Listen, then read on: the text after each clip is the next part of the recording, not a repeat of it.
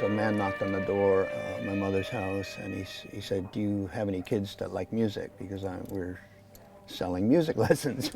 She said, "Yeah, this one over here, he likes music." So I passed the aptitude test, and the man said, "Okay, you have a choice. We teach accordion or slide guitar." I said, "Okay, I'll take slide guitar," and that was the beginning of my slide guitar career. And once a week, same thing, walk all the way downtown with my case. And I was taking music lessons, and I loved it.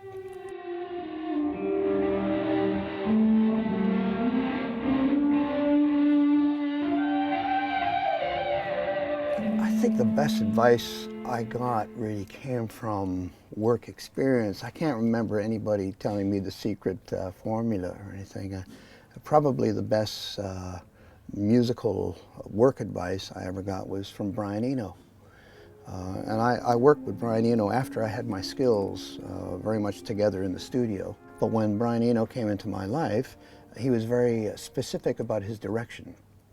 He came in and we worked on ambient records, the instrumental records, and he invented the term ambience. And he wanted music that did not interfere with it was not about to be obtrusive to someone. It was meant to be a compliment.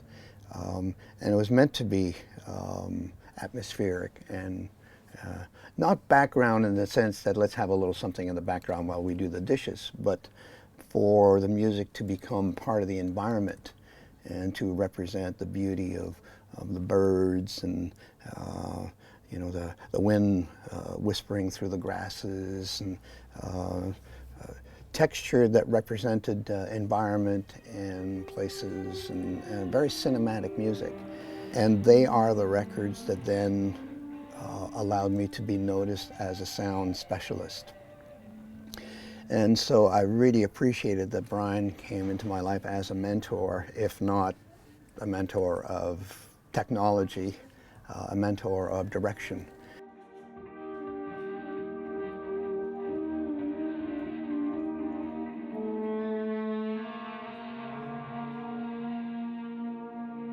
At the peak of my sonic experimentations with Brian Eno, we only ever used 4 boxes. And that's when we started getting these really beautiful textures and human-like sounds from machines. We got to be experts at those few tools, and it was a limitation in my studio. We didn't think we should be operating by limitation. It's just what we had, and we got good at working those boxes. And by familiarity, and we knew what to expect, we just got better and better at working the few things that we had. So it's maybe it's harder to operate that way in these fast times because there's so much available to everyone. But I can imagine that if you had limitation, even financial limitation, that might be okay, man. You don't have to have everything that the other people have. I think a financial limitation or a technological limitation may free up the imagination in such a way that you could maximize what these boxes have to offer. So finding your own voice became,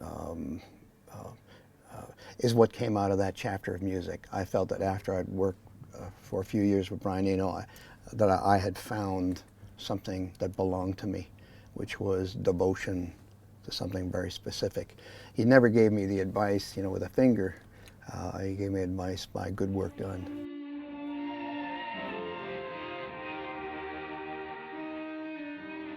I see a lot of even kids of my friends, you know, they try 20 different things, and then they get to be 18 and they're not doing any of them anymore. And I wonder, well, was that good advice for your kid, you know? If you're lucky enough to be a dreamer and to imagine how things could be, then don't wait.